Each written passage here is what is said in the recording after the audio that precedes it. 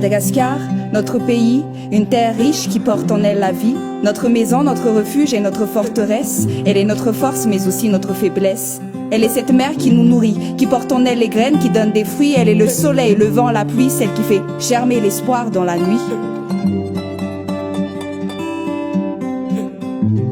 Sol riche et fertile, propice à l'agriculture, un climat adapté à tout type de culture, doté d'un immense potentiel agricole à nous offrir, des pratiques à exploiter et à découvrir. Élevage, pêche et agriculture, d'est en ouest en passant par le centre et du nord au sud, elle nous procure tout ce dont on a besoin. Viande, légumes, fruits et grains.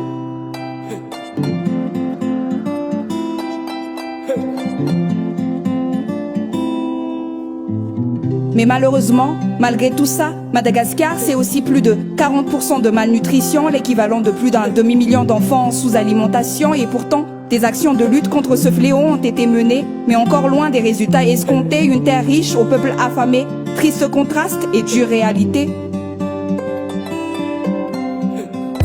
Alors, comment lutter efficacement face à ce problème?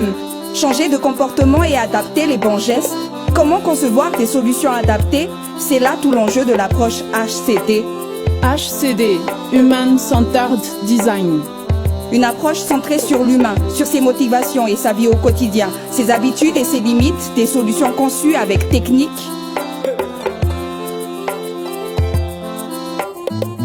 Elle vise à cibler, à analyser les besoins réels de l'homme, à changer son comportement et ses rapports avec la nourriture, en somme, avoir une alimentation diverse, saine et équilibrée, manger des produits de qualité mais pas juste de quantité. Au-delà de la lutte contre la malnutrition, le développement de la petite enfance a d'autres champs d'action.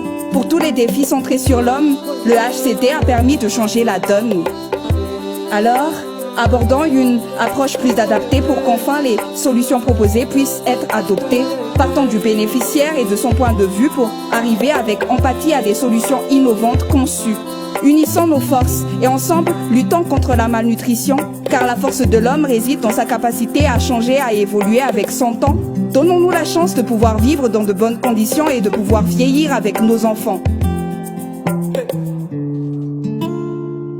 Luttons intelligemment contre la malnutrition.